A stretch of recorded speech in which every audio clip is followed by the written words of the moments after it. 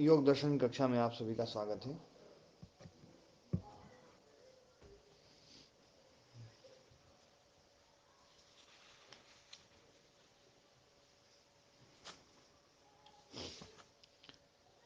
तो अपना सूत्र 21वां सूत्र चलेगा, है ना।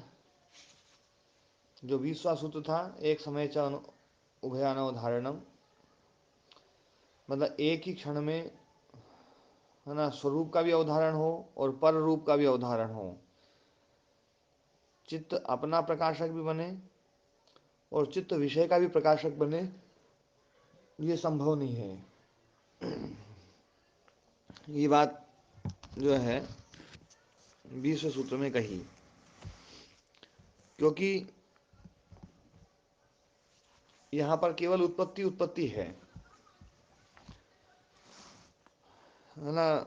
मुकेश जी, जी स्वामी जी। है ना, जो उचित मत है वो ये है कि पहले उत्पत्ति होती है, फिर क्रिया होती है, फिर क्रिया होने के कारण से कारक धर्म उत्पन्न होता है। लेकिन जहाँ एक ही क्षण में उत्पत्ति होकर समाप्त हो जाती है, तो वहाँ उत्पत्ति भी वही, क्रिया भी वही और कारक भी वही। तो इसलिए जो है ना, इस मत का खंडन भी किया है। और ये जो इन्होंने बात बोली है ना, जो है कि एक क्षण में जो है स्व का अवधारण और पर का अवधारण युक्त नहीं हो सकता है, दोनों का अवधारण नहीं हो सकता है। और एक क्षण में जब उत्पत्ति हुई है तो उत्पत्ति एक ही है, तो कार्य भी दो अलग अलग नहीं होंगे, भिन्न कार्यों की उत्पत्ति नहीं होगी, एक ही कार्य हो सकता है। एक कार्य या तो विषय को आभासित कर ले या, है ना, जो है स्वयं को आभाषित करे, दोनों एक साथ नहीं हो सकते हैं। तो ये जो है बड़ा अच्छी प्रकार से इन्होंने समझाया। ओम महाराज जी। हाँ ओम जी। ओम महाराज जी, हाँ इसमें यही सिद्धांत लेके चलना पड़ेगा कि एक क्षण में दो क्रिया संभव नहीं है, ऐसा जी। हाँ, एक ही कारक द्वारा एक क्षण एक ही में, कर्ता। हाँ, एक ही को विषय बनाया जा सकता है ना, एक ही क्रिया होगी, जी महाराज। है ना। दो क्रिया होगी ना, तो दो क्षण हो जाएंगे, जी क्योंकि जी। क्षण जो ना वो क्रिया, है ना, के द्वारा ही पता चलता है। ओम स्वामी जी। हाँ ओम जी। हाँ, ये स्वामी जी सूत्र फिर यही मतलब दिशा में जो बढ़ा रहे हैं, जो आप बताते हैं कि जहाँ मतलब अब वेदांत की शुरुआत हो गई है। क्योंकि क्या है, आत्मा की स्थापना हो रही है यहाँ पे, जो उस समय में जो भी दर्शन, ये बौद्ध दर्शन वगैरह रहे होंगे, जो आत्मा का अस्तित्व नहीं मानते हैं, जी उसका मतलब सैद्धांतिक रूप से और पूरा जो है वैज्ञानिक तरीके से खंडन किया है। जी तो ये मतलब आत्मा की ओर ही ले जा रहा है कि अब आत्मा के प्रकाश से ही जो है, पर मतलब ये प्रकाशित होने का जो सिस्टम हुआ है, जी चित्त केवल अपने आप में कुछ नहीं है। जी। शायद यही बता। हाँ जी बिल्कुल जी बिल्कुल, बिल्कुल। उसी दिशा में जा रहे हैं। तो अब 21वां सूत्र जो है, अब वो पढ़ते हैं। श्यान्मति स्वरस निरुद्धम चित्तम चित्तांतरेण समंतरेण गृह्यते।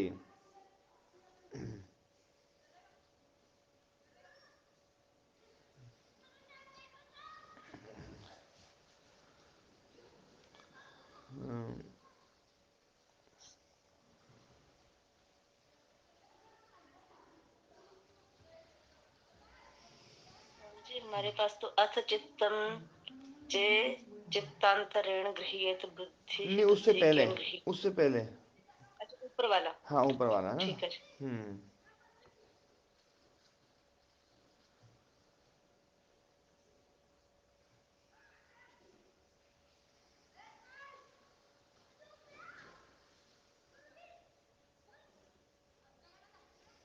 ये महाराज जी, हाँ श्याम श्यात मते ही हाँ स्वरस निरुद्धम कृतम चित्तांतरेण समंतरेण क्रियते इति। जी जी। एक मिनट।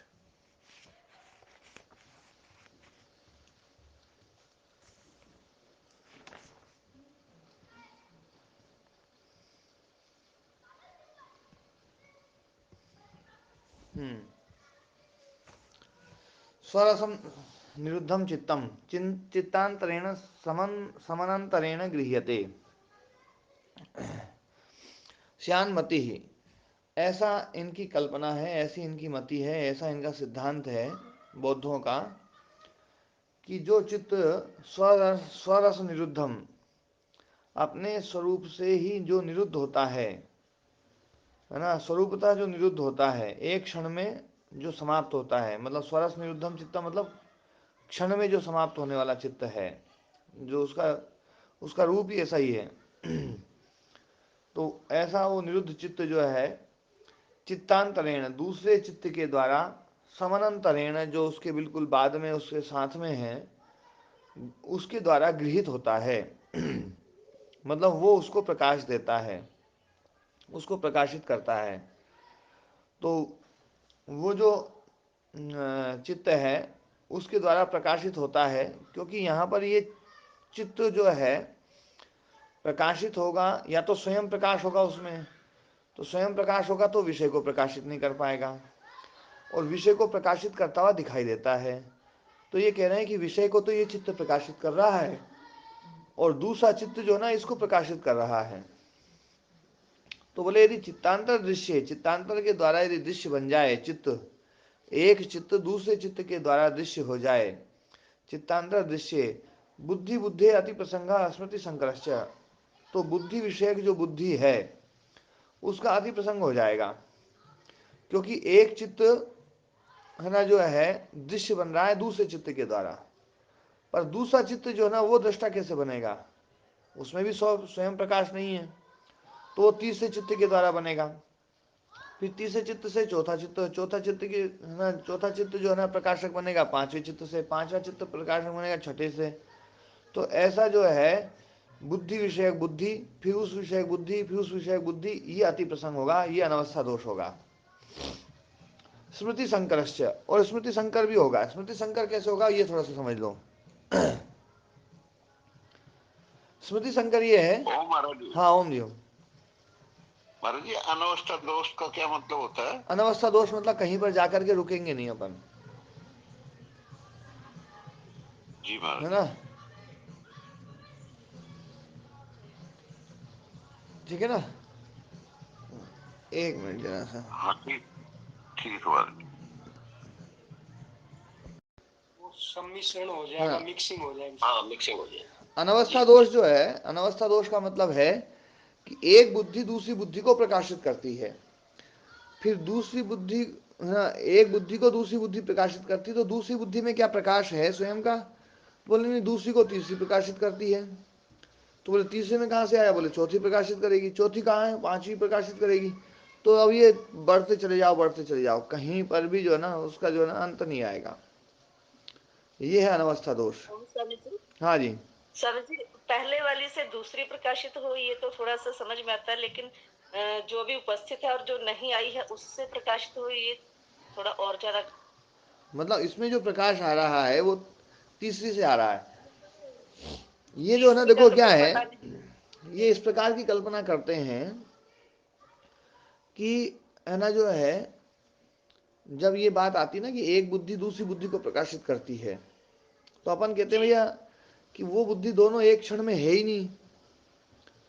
तो वो ये बोलते अच्छा हैं कि विज्ञानवाद है, शून्य से चीज पैदा होती है, जब शून्य से इतना बड़ा संसार पैदा हो सकता है तो एक ही साथ दो बुद्धि भी पैदा हो सकती है, एक बुद्धि को दूसरी बुद्धि प्रकाशित करती है, तो एक साथ ही दोनों बुद्धि भी पैदा कर लेते हैं वो। अब दोनों जब एक तक साथ वो पैदा करते प्रकाशित हैं करेगी तो तब तक दूसरी तो वो वाली को चली जाएगी ना। है, जब तक दूसरी आएगी तब तक तो पहली वाली चली जानी चाहिए फिर तो उसके दोनों एक अनुसार। साथ ही पैदा करेंगे वो, अच्छा जी। है ना। और फिर दूसरी को तीसरी प्रकार, दूसरी को के पास में प्रकाश कहाँ से आया, जो दूसरी उसको प्रकाशित कर रही है, तो दूसरी स्वयं प्रकाशक हो तब तो प्रकाशित करे। तो बोले वो दूसरी को तीसरी कर रही है, तीसरी को चौथी कर रही है, चौथी को पांचवी, तो मतलब ये कितने चित्त बनाओगे तुम, है ना। ये तो बड़ा मतलब है ना, बड़ी है ना क्लिष्ट कल्पना हो जाएगी। फिर देखो एक बात और भी, जो स्मृति संकर है वो एक बार मैं समझाता हूँ दयाराम जी, इसको बहुत ध्यान से समझना। ये जो चीज है ना, ये शायद हो सकता है आपको है ना पहली बार इस प्रकार से समझने को मिले। जी महाराज। एक चित्त ने घट को देखा तो उसको घट का ज्ञान हुआ। घट का ज्ञान हुआ किसको? एक पहले चित्त को। अब दूसरा जो चित्त है उसने तो घट को नहीं देखा है। जी जो जी महाराज। दूसरा चित्त है वो सीधे घट को नहीं देख रहा है।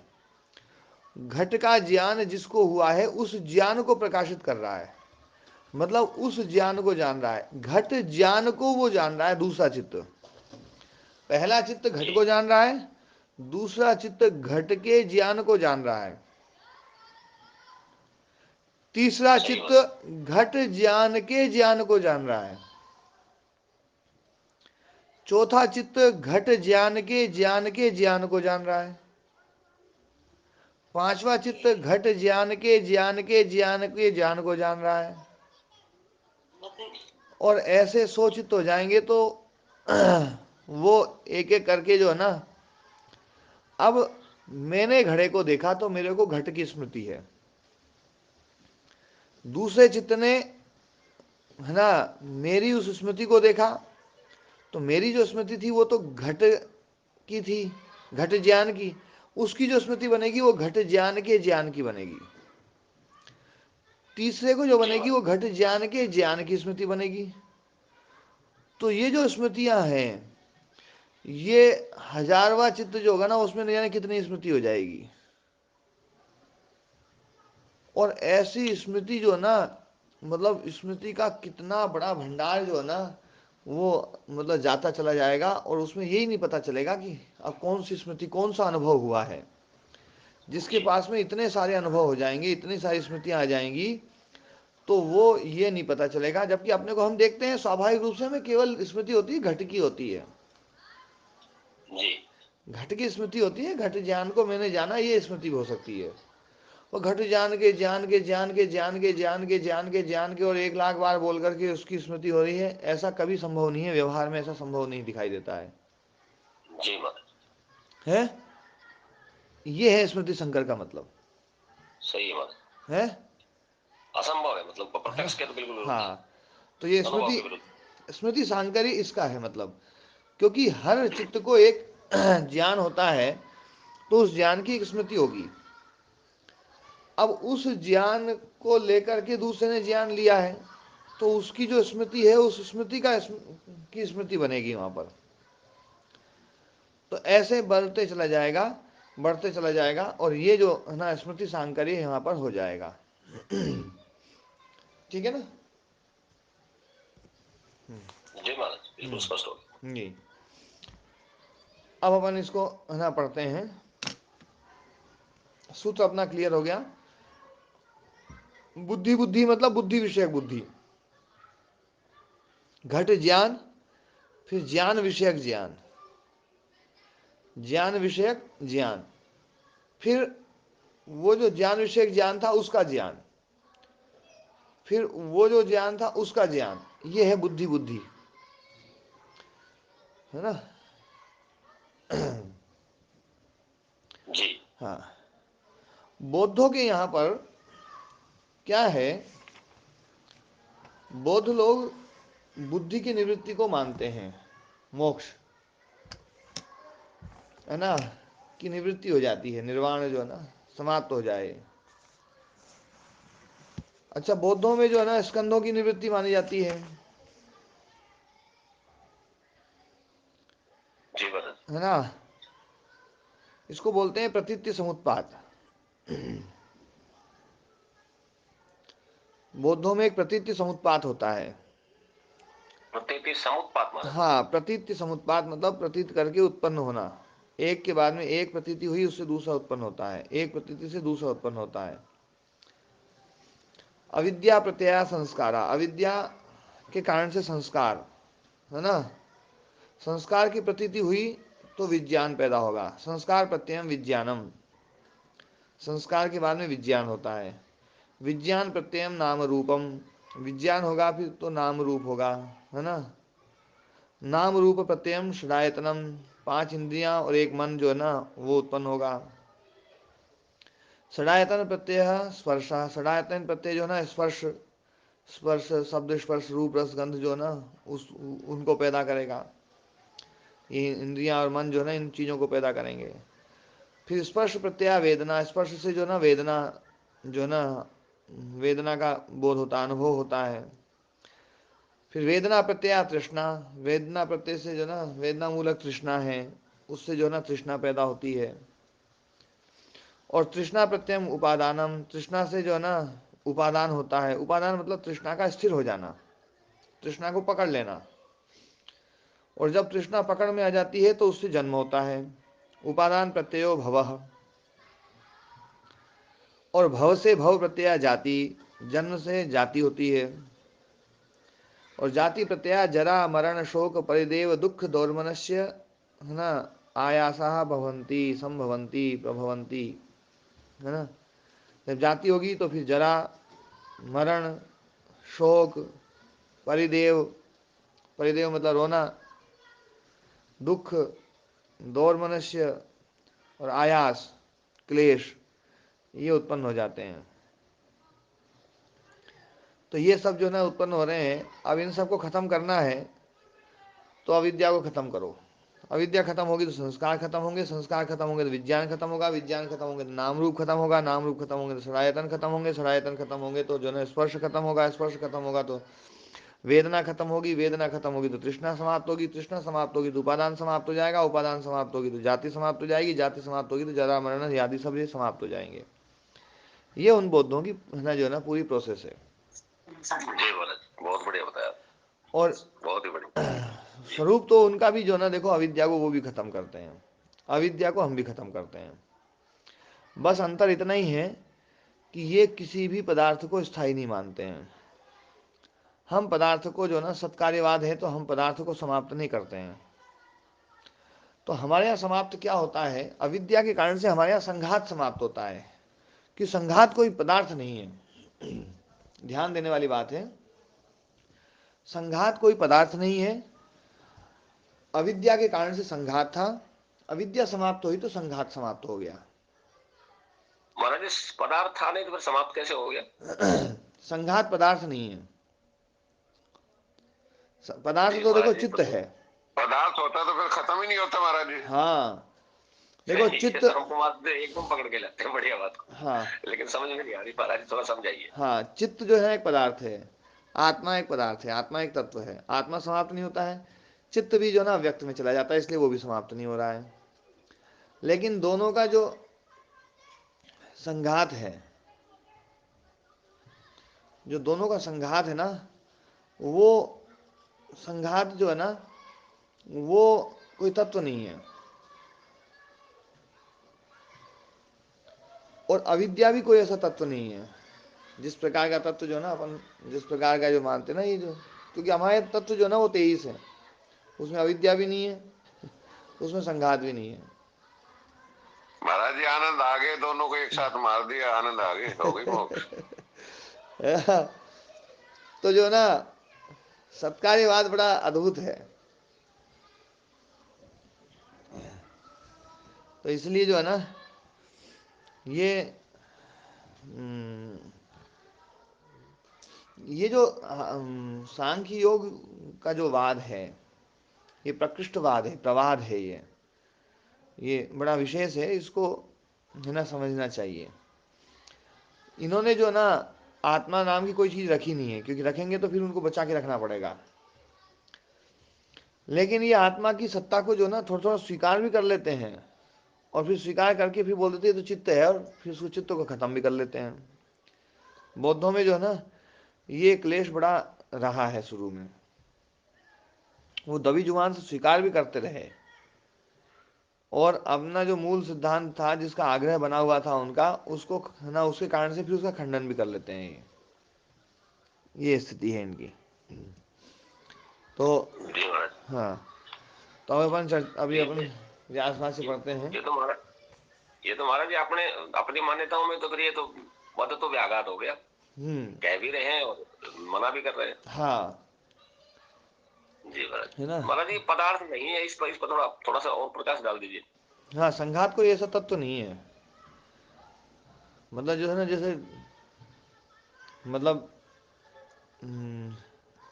मिट्टी है, एक मिट्टी है ना, वो घड़ा है। अब घड़े में अपन ने जल डाल दिया, मिट्टी से घड़ा बन गया, घड़े में जल डाल दिया। तो जल और घड़ा दो ही तो चीज है, कोई तीसरी चीज थोड़ी बन गई है।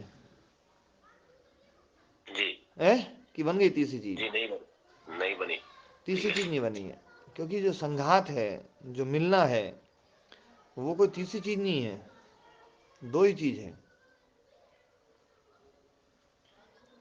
माने घड़ा है और जो जल है, हाँ, इनका जो संघात जो हम मान रहे हैं, वो संघात कोई वस्तु नहीं है। संघात कोई वस्तु नहीं है।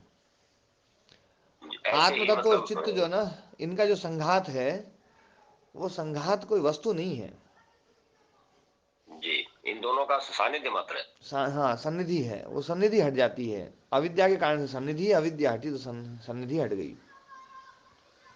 तो महाराज इस सन्निधि भी इनकी कोई वस्तुओं जैसी सन्निधि नहीं है, क्योंकि वस्तुओं जैसी सन्निधि तो बुद्धि में नहीं बैठती। हाँ, ये ज्ञानात्मक सन्निधि है।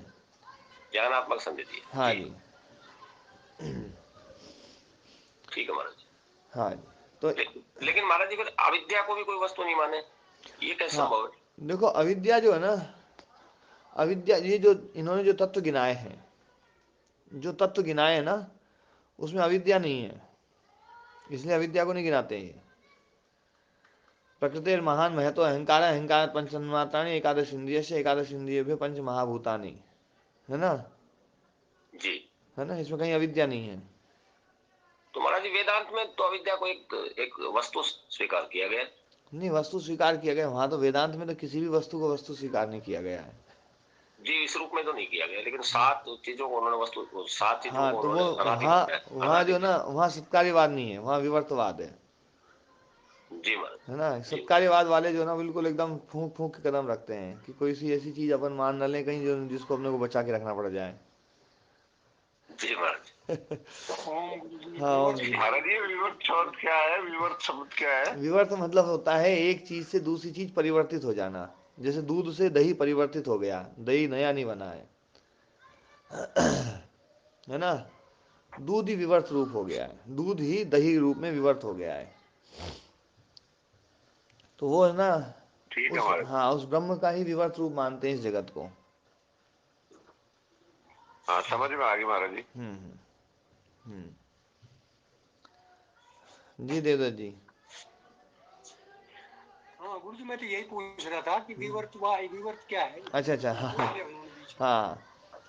है ना, जो है विवर्त का मतलब होता है बस ना, कि रूप बदल जाना। मतलब जो ना, हमें दिखाई देगा, अब दही दिखाई दे, जब दही होगा ना तो दूध बिल्कुल नहीं दिखाई नहीं देगा, पर वो दूध का है ना विकृत रूप है। विवर्त रूप मतलब विकृत रूप, बदल गया, है ना, परिवर्तित हो गया बस, है ना। मिट्टी ही, मिट्टी से घड़ा नहीं बना है, मिट्टी विवर्त रूप हो गई है, मिट्टी विकृत हो गई है, बस मिट्टी का ये रूप आ गया है वो मिट्टी, है वो दूध ही दही रूप में परिणत हो गया है ना। तो ये इसको बोलते हैं विवर्त रूप। हाँ जी। तो अब ये जो है 21वां सूत्र जो है ना, उसको पढ़ लेते हैं। हाँ, अथ चित्तम चेत चित्तांतरेण गृह्येत। अब बोलेगी यदि चित्त जो है ना चित्तांतर से गृहित होता है, जैसा तुमने शुरू में बोला है कि स्वरस निरुद्धम चित्तम चित्तांतरेण, है ना। तो ये जो चित्तांतरेण जो कहा है, तो चित्तांतरेण चित्तांतरेण गृह्यते, तो जो बुद्धि बुद्धि मतलब जो जो देखो, ध्यान देने वाली बात है, माइक थोड़ा बंद कर दीजिए। चित्तम चित्तांतरेण गृह्येत, इसमें एक है चित्त और दूसरा है चित्तांतर चित्त, वो दूसरा चित्त हो गया। अब अगला जो वाक्य है, बुद्धि बुद्धि केन गृह्यते गृह्येत गृह्यते, तो बुद्धि, पहला जो चित्त है वो है पहली वाली बुद्धि, वो पहला चित्त, पहली बुद्धि है विषय जिसका, ऐसी ऐसी दूसरी बुद्धि। तो पहली वाली बुद्धि है विषय जिसका, ऐसी दूसरी बुद्धि, वो किसके द्वारा गृहीत होगी? तो तीसरी के द्वारा होगी।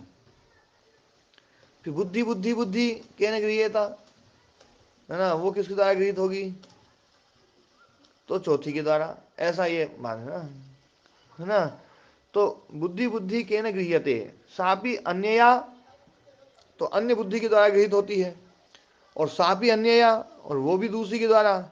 इति अति प्रसंग, ये अति प्रसंग हो जाएगा। अति प्रसंग मतलब अनवस्था दोष, है ना। स्मृति संकरश्च, और स्मृति संकर भी होता है। यावन्तः बुद्धि बुद्धि नाम अनुभवाः, बुद्धि विषय, बुद्धि है विषय जिसका, ऐसी बुद्धि, उसका जो अनुभव है, तावत्यः स्मृतयः प्राप्नुवन्ति, उतनी ही स्मृतियां प्राप्त होंगी। घट की स्मृति, घट ज्ञान की स्मृति, घट ज्ञान के ज्ञान की स्मृति, घट ज्ञान के ज्ञान के ज्ञान की स्मृति, घट ज्ञान के ज्ञान के ज्ञान के ज्ञान की स्मृति, ऐसे जो है ना, तो ये उतनी स्मृतियां प्राप्त होंगी। तत्संकराच एक स्मृति अवधारणम च स्यात्, और उनके सांकर्य से एक स्मृति का निश्चय नहीं हो पाएगा। एक स्मृति का निश्चय हो ही नहीं पाएगा। थोड़ी देर बाद तो इतनी, मतलब इतना कमाल खाना हो जाएगा कि कौन सी अपन, है ना, स्मृति पैदा करें, वो चौथी वाली करें, पांचवी वाली करें, छठी वाली करें, पता ही नहीं चलेगा, है ना। तो है ना, हाँ, स्मृति सांकर्य भी प्राप्त हो जाएगा। इति एवं बुद्धि प्रति संवेदनम पुरुषम अपलपद्भिर्वैनाशिकैः सर्वम एव आकुलीकृतम, इसलिए बुद्धि का जो प्रतिसंवेदी पुरुष है, जो बुद्धि को प्रकाशित कर रहा है, नित्य प्रकाशित कर रहा है, उस पुरुष को अपलपद भी, उसका अपलाप करते हुए, उसको झुटलाते हुए, अपलाप करते हुए मतलब उसको झुटलाते हुए, उसका अपलाप करते हुए, अपलपद भी वैनाशिक ही, ऐसे वैनाशिकों के द्वारा, वैनाशिक बोधों के द्वारा, सर्वम एव आकुलीकृतम, सभी कुछ जो है ना आकुलीकृत कर दिया गया, व्याकुलित कर दिया गया, मतलब ये सारा जो है ना कबड़ा कर दिया। ये सिद्धांत ही जो है ना बिल्कुल एकदम, है ना, छिन्न भिन्न हो गया। ठीक है, बहुत अच्छी अच्छी बातें बताते हैं, लेकिन जो ना यहाँ पर जो सिद्धांत है, आत्मा को यदि खंडित कर रहे हैं तो सारी चीजें उनकी गड़बड़ा रही हैं। ते तु भोक्ति स्वरूपम यत् क्वचन कल्पयंतः, कभी कभी वे भोक्ति स्वरूप की कल्पना तो करते हैं कि एक भोक्ता तो है कोई, है ना, यत् क्वचन कल्पयंतः न न्यायेन संगच्छन्ते, तो कल्पना करते हुए भी वो न्याय पथ पे नहीं जाते हैं, उसको पकड़ के नहीं रखते हैं, उसको फिर छोड़ देते हैं, है ना। केचित सत्वमात्रम अपनी परिकल्प्य, कुछ कहते हैं कि सत्वमात्र है ना, सत्वमात्र की परिकल्पना करते हैं, परिकल्प्य अस्ति च सत्व, सत्व है, यह एतान पंच स्कंधान निक्षिप्य, तो पांच स्कंधों को, है ना, हटा करके, है ना, अन्यास्य प्रतिसंधाति, अन्य जो है ना अन्य स्कंधों को धारण करते हैं, इति उक्त्वा तथा एव पुनः त्रस्यन्ति, और फिर उन स्कंधों को हटा करके उसको भी, वो जो सत्व जिसकी कल्पना की थी उसको फिर हटा देते हैं। मतलब उस आत्म तत्व का नाम बिना लिए एक सत्व का तो जो है ना, एक सत्व को स्वीकार तो करते हैं, और फिर जब स्कंद जो है ना, इसमें कुछ स्कंद हैं ऐसे जो अच्छे हैं, कुछ स्कंद हैं जो बुरे हैं, तो पहले बुरों को हटाते हैं, और फिर जो है स्कंधों से क्या क्या लेंगे? स्कंद से शब्द क्या जो है ना, लेंगे? स्कंद शब्द का वास्तव में जो है ना इनमें है समूह। स्कंद शब्द वैसे समूह अर्थ में आता है, और स्कंदों का त्याग करते हैं ये 12 समूह है। समूह में क्या लेते हैं मतलब? जैसे संस्कार एक समूह है, तो संस्कार अपने आप में एक स्कंद है। विज्ञान, जो ज्ञान होता है, वो ज्ञान का भी अपना एक समूह है ना। नाम रूप का एक समूह है। 5-6 इंद्रियों का, 5 ज्ञान इंद्रियां और एक मन, उसका एक समूह है। फिर स्पर्श आदि जो है ना, स्पर्श शब्द, स्पर्श रूप रस गंध जो है ना, वो एक, है ना, जो है स्कंद है। फिर उससे जो वेदना होती है, वो वेदना भी अपने आप में एक स्कंद है। फिर उससे जो तृष्णाएं होती है, तृष्णाओं का समूह होता है, एक तृष्णा नहीं होगी कभी, है ना। फिर तृष्णाओं का उपादान होगा, उपादान से जन्म होंगे, कितने सारे जन्म होते जाते हैं, जन्म जन्म जन्म जन्म जन्म, ये जन्मों का एक समूह है ना। और उससे जातियां होती हैं, कई सारी जातियां हैं, वो जातियों का भी एक समूह है। उससे भी जरा मरण शोक परिदेव दुख आदि जो है ना, ये होते हैं, ये भी एक समूह है। तो ये इन्हीं का नाम है स्कंद। स्कंद वास्तव में समूह को बोलते हैं, है ना जी। तो अभी ना भाष्यकार कह रहे हैं कि पंच स्कंधान निक्षिप्य अन्यास्य प्रतिसंधाति, पंच स्कंधों को छोड़ करके फिर अन्य जो है ना अच्छे स्कंध पहले उनको संधाति, उनको जो ना पकड़ते हैं, उसको धारण करते हैं।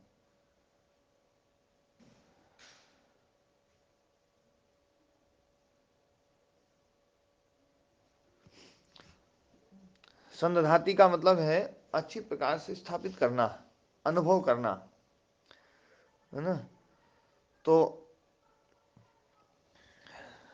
5 स्कंधों को छोड़ करके अन्यों को है ना स्थापित कर लेते हैं। तो तथा एवं पुनः त्रस्यन्ति, और फिर वो जो सत्य जिसको स्वीकार किया था उस सत्य को हटा भी देते हैं, है ना। मतलब उस सत्य को हटाते इसलिए क्योंकि उसको स्थापित करने से डरते भी हैं कि ये कहीं रह ना जाए। त्रस्यन्ति मतलब है ना भयभीत होते हैं, त्रस्त होते हैं। तथा स्कंधानां महानिर्वेदाय विरागाय अनुत्पादाय प्रशांतये गुरो अंतिके ब्रह्मचर्यं चरिष्यामि इति उक्त्वा सत्वस्य पुनः सत्वमेव अपनुवते। उस प्रकार से स्कंधानाम, स्कंधों का महानिर्वेदाय, है ना उसके महानिर्वेद के लिए, मतलब उसको हटाने के लिए, या है ना विरागाय, उसके उससे विराग के लिए, या उनके अनुत्पाद के लिए अनुत्पादाय, या उनको शांत करने के लिए प्रशांतये, गुरोह अंति के, गुरु के समीप, ब्रह्मचर्यम है ना जाकर के, ब्रह्मचर्यम चरिष्यामि, ब्रह्मचर्य का आचरण करूंगा, इति उक्त्वा ऐसा कह करके सत्व से पुनः सत्वमेव अपनुवते, मतलब है ना उस सत्व के लिए तो जाते हैं और फिर उस सत्व को ही अपनुवते, उस सत्व को ही झुटला देते हैं, है ना। तो इसलिए ये मत जो है ना ये सही नहीं है। सांख्य योगा, हाँ जी महाराज जी ऐसा कह रहे हैं कि पहले तो ब्रह्मचर्य आदि धारण करने के लिए, साधना करने के लिए उसकी सत्ता को स्वीकार करते हैं और फिर उसी को हटा भी देते हैं। हाँ उसको हटा भी देते हैं जी। हाँ जी। सांख्य योगादय प्रवादः स्वशब्देन पुरुषमेव स्वामिनम चित्तस्य भोक्तानम उपयन्ति इति। सांख्य योगादि जो प्रवाद हैं, प्रवाद मतलब प्रकृष्टवाद है, जो उत्तम वाद हैं, अच्छे हैं, जो अच्छे वाद हैं, ऐसे स्वशब्द से पुरुषम एव, पुरुष को ही, स्वामिनम पुरुष स्वामी को, है ना जो है चित्त से भोक्तानम, जो चित्त का भोक्ता है, मतलब चित्त का प्रकाशक है। यहाँ पर भोक्ता शब्द जो है ना प्रकाशक अर्थ में आएगा, है ना, ज्ञाता। ध्यान देना, ज्ञाता, प्रकाशक, भोक्ता, इस अर्थ में जब हम लेते हैं ना उस है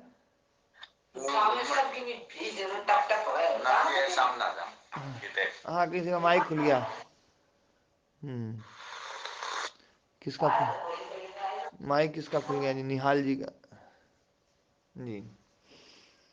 तो जी जी हाँ, तो है ना जो है स्वामी के लिए मैंने एक शब्द का प्रयोग किया था, भोक्ता, फिर प्रकाशक, दृष्टा, है ना, चेतन। तो वो जो है ना, तो यहाँ पर जो है ना इस प्रकार से जब अर्थ करते हैं ना कि पुरुष स्वामी का जो पुरुष स्वामी है, जो चित्त का भोक्ता है, चित्त का भोक्ता मतलब चित्त का प्रकाशित करने वाला, चित्त से भोक्ता मतलब चित्त से प्रकाशक, तो है ना उसको है ना उपयंती, उसको उपस्थापित करते हैं, उपादित करते हैं उसको, है ना मतलब जो है उसको स्थापित करते हैं, हाँ स्वीकार करते हैं, स्वीकुर्वन्ति। तो ये सांख्य और योग वाला जो मत है वो बहुत अच्छा मत है, श्रेष्ठ मत है, और इन्होंने इस मत का खंडन किया है। तो अब थोड़ी सी पुरुष की चर्चा भी जो है ना आगे के सूत्रों में और करेंगे। इस सूत्र में कोई समस्या हो किसी की तो पूछ सकते हैं।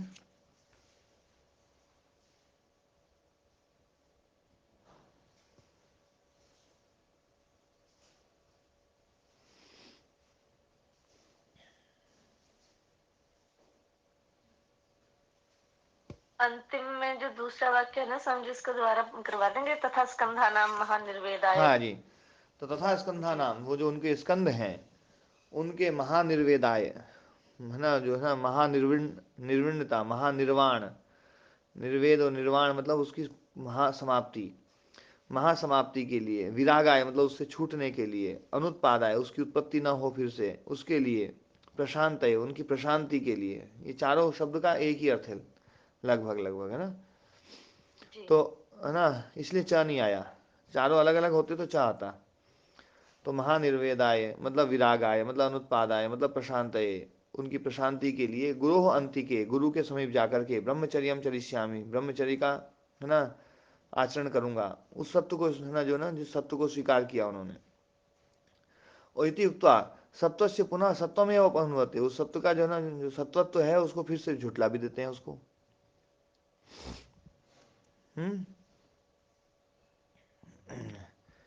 तो इसलिए जो ना वो मत सही नहीं है कि जिस बात को वो कहते हैं उसी बात को फिर बाद में झुटलाते भी हैं, उससे डरते भी हैं, मतलब है ना, क्योंकि उनके मत में बिल्कुल है ना आत्मा को मान स्वीकार ही नहीं किया जाता है।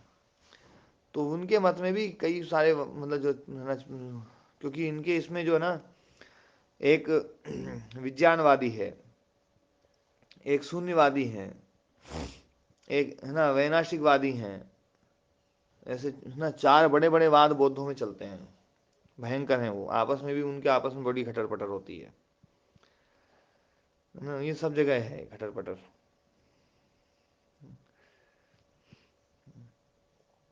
तो वो लोग है ना आत्म तत्व को थोड़ी देर के लिए स्वीकार कर लेते हैं भोक्ता के रूप में, और फिर स्वीकार करके उसको फिर है ना जो है ना खंडित भी कर देते हैं और सब कुछ समाप्त भी कर देते हैं।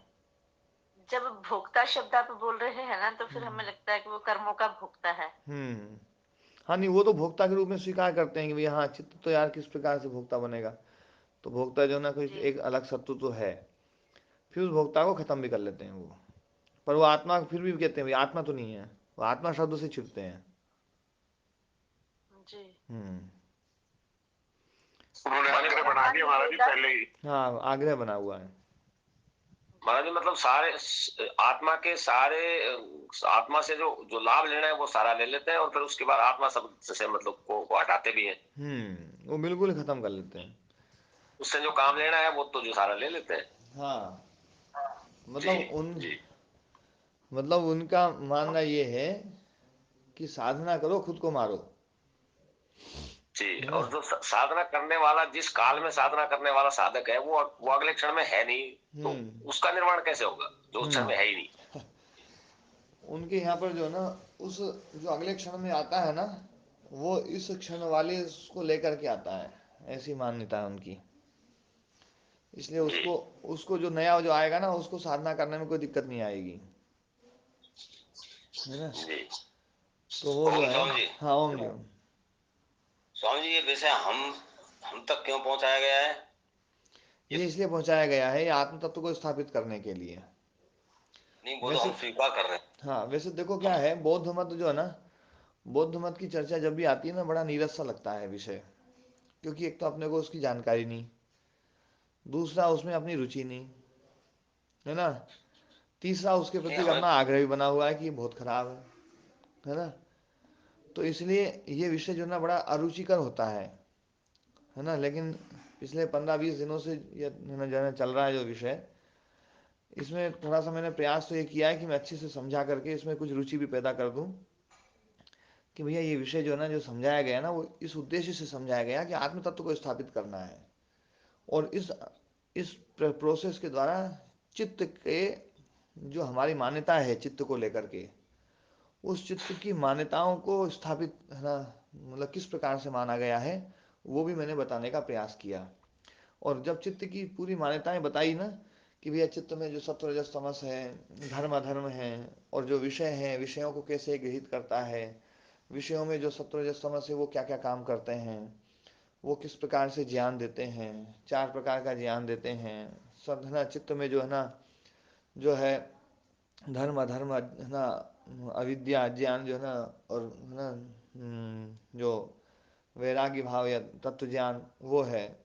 तो वो उसकी अपेक्षा रख करके ये जो है ना सुख ज्ञान, दुख ज्ञान, मोह ज्ञान और तत्व ज्ञान, है ना, माध्यस्थ ज्ञान ये देता है।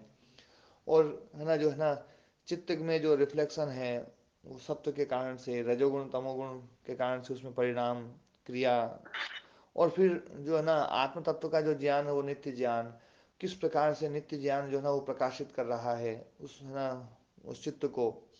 और उस चित्त से वो प्रकाशित होकर के किस रूप से वो प्रकाश जो ना वो क्रिया रूप प्रकाश बन गया, और वो जो क्रिया रूप प्रकाश बन गया वो जन्य ज्ञान हो गया, और उसके कारण से वो परिणामी है। और ये सारी प्रोसेस जो है ना वो समझी अपन ने। तो ये विषय जो है ना, मतलब ये विषय इतना नीरस होते हुए भी इसमें बहुत सारा रस डालने का प्रयास किया है। ओम जी। हाँ ओम जी। नमस्ते जी। नमस्ते जी वेद जी। मुझे एक शंका है इस विषय से हट करके, हाँ हाँ। थोड़ी सी। ये आपने सत्व के भेद किए हैं, परिकृष्ट सत्व, शुद्ध सत्व आदि। जी जी। तो इस प्रकार से क्रिया में भी परिकृष्ट नहीं होता क्या? ईश्वर में परिकृष्ट क्रिया हो, हाँ ऐसा ना, नहीं है क्या? देखो है ना? सत्व के कितने भेद किए मैंने? आपने 3 किए हैं शायद। 3 किए। क्रिया के 2 हैं। एक है ना रजोगुण युक्त क्रिया, एक सत्वगुण युक्त क्रिया, और तमोगुण एक ही है। ईश्वर में जो क्रिया नहीं मानते, तो जैसे व्यवस्थापक होने से उसमें परिकृष्ट सत्व मानते हैं, उसी प्रकार से परिकृष्ट क्रिया भी मानते हैं, नहीं, जिसके प्रकृष्ट कारण क्रिया से नहीं मान क्रिया सकते। होता हो। है जी? प्रकृष्ट क्रिया नहीं मान सकते हो, वहां पर तो क्रिया संभव नहीं है। यदि क्रिया मान ली जाएगी तो बड़ी बड़े है ना समस्याएं खड़ी हो जाएंगी। और ये चीज़ें अपन ने कई बार इसको अच्छे से है ना मंथन कर लिया है, उनको एक बार फिर से सुनोगे ना तो क्रिया जो है ना। सत्व मान लिया, तो सत्व भी तो मान लिया, फिर क्रिया मानने में क्या दोष आएगा स्वामी जी? नहीं, प्रकृष्ट सत्य तो जो है ना, देखो क्योंकि क्या है, रिफ्लेक्शन जहां भी है वहां सत्य तो होएगा ही। यदि कहो भैया क्रिया भी मान लो प्रकृष्ट क्रिया, तो प्रकृष्ट तमोगुण भी मानना पड़ेगा, अज्ञान भी मानना ही पड़ेगा।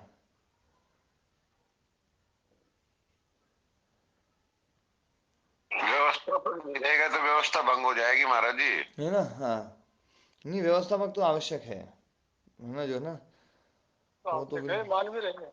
है। तो बिना क्रिया के व्यवस्था कैसे हो जाती है, ये थोड़ा समझाएंगे? हाँ, ये तो वो है ना, पहले की कुछ रिकॉर्डिंग सुनोगे ना वेद जी, उसमें है वो सब चीज़। क्योंकि वो देखो अभी 3 4 है ना 5 6 मिनट बचे हैं, उसमें तो है ना तो समझ में आएगी। और ये विषय जो है ना फिर एक बहुत लंबा विषय खींचेगा। और वो इसमें तो खूब है ना, इसमें अपन ने चर्चा करी है। पहले आप उनकी रिकॉर्डिंग को सुनना, फिर उसमें कोई संदेह आए ना तो फिर उसको आप बताना। ये इसमें चर्चा जो है ना वो बता देंगे, है ना जो है ना दयाराम जी या है ना मुकेश जी ना, कि कब कब चर्चा आई है ये। तो मैंने सुना है कि ईश्वर के होने मात्र से व्यवस्था होती है, जी जी। उसको प्रकृति मात्र से क्रिया असंभव है। हाँ, क्रिया जो है ना, ये क्रिया मानेंगे तो फिर काल और क्षण जो है ना, स्थान, इन सब की अपेक्षा रह जाएगी ईश्वर को। मेरे को इसमें कोई दिक्कत भी नहीं है, आप लोग जो जो मानना चाहे वो माने। मैं तो बस इतनी बात बताई कि क्रिया मानने पर क्या क्या दोष आएगा, वो दोष स्वीकार कर लो, कोई दिक्कत नहीं है, परमात्मा को वैचारिक मानो। दृष्टि से मानना है, जो मानने मात्र से क्या हो जाएगा? मानने मात्र से असत्य हो तो उसके मानने का लाभ क्या मिलेगा? हाँ, तो इसलिए ना जो है ना अपन जो है ना यदि उसको मानेंगे ना तो उसमें जो है ना मतलब वो काल के द्वारा सीमित होगा, स्थान के द्वारा भी वो होगा। मतलब ना काल और स्थान दोनों का जो है ना दोनों से परे नहीं रहेगा फिर वो। मैं इसलिए क्या आपने सत्व के भेद किए, इसलिए भेद हो तो फिर उसमें जो सत्व परिष्कृत सत्व में परिवर्तन नहीं होता, इसलिए नहीं, प्रकृष्ट सत्व तो वो परिकृष्ट है में ही, प्रकृष्ट सत्व वो है ही। क्रिया में अब वो है ही इसलिए अपन ने भेद किए हैं, क्योंकि सत्व हमारे भेद करने से वो ऐसा बन गया, ऐसा नहीं है। सत्व वास्तव में प्रकृष्ट सत्व है, एक शुद्ध सत्व है, और एक रजोगुण युक्त सत्व है। ये तो अपने को दिखता ही है। अपने है ना जो ना प्रकृष्ट सत्व की बात जो ना कि वो जब कहा ईश्वर प्रणिधानाद्वा, फिर क्लेश कर्म विपाक आशय अपरामृष्टा पुरुष विशेषा ईश्वरा, उसमें वहीं पर भी प्रकृष्ट सत्व की ही बात है। और जो शुद्ध सत्व की बात आती है तो है ना, जो है ना, पहले सूत्र, पहले और दूसरे सूत्र में जो है चित्त को लेकर के आता है कि भाई है ना, जो है कि ये शुद्ध सत्व है, रजस तमस से रहित जो है ना, तो वो है ना सत्व जो होगा उसमें विवेक ख्याति होगी। और विवेक ख्याति में जो सत्व है वो भी सत्व गुणात्मिका है। उस सत्व गुणात्मिका विवेक ख्याति को भी योगी छोड़ देता है, तब वो स्वरूप में स्थित होता है। ये बात वहां पर भी है ना, जो है ना मतलब कही गई है। तो प्रकृष्ट सत्व, शुद्ध सत्व और रजस युक्त जो सत्व है। इसी प्रकार से रजस दो प्रकार का, सत्व से मिला हुआ और एक तमस से मिला हुआ।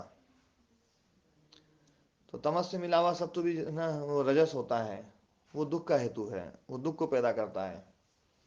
और सत्व युक्त जो रजस है वो सुख को पैदा करता है। पर जो तमस है ना, वो तमस तो एक ही ठीक है ना। तो इसमें यूं बात चलेगी 3 2 1 है ना, ऐसे चलेंगे। तो मैं जी हमारे रात लेके गए बतवा गयो अब जी। लाठी लेके गैल भागने की नहीं, बात वे जी नहीं, लाठी समझने लेके की बात। भागने वाले आदमी नहीं है। समझ में आए तो बात को अच्छा हाँ, लगता है, समझ में ना आए तो समझना पूछना चाहिए। गलत थोड़ी। जी हमारी मजाक होती रहे।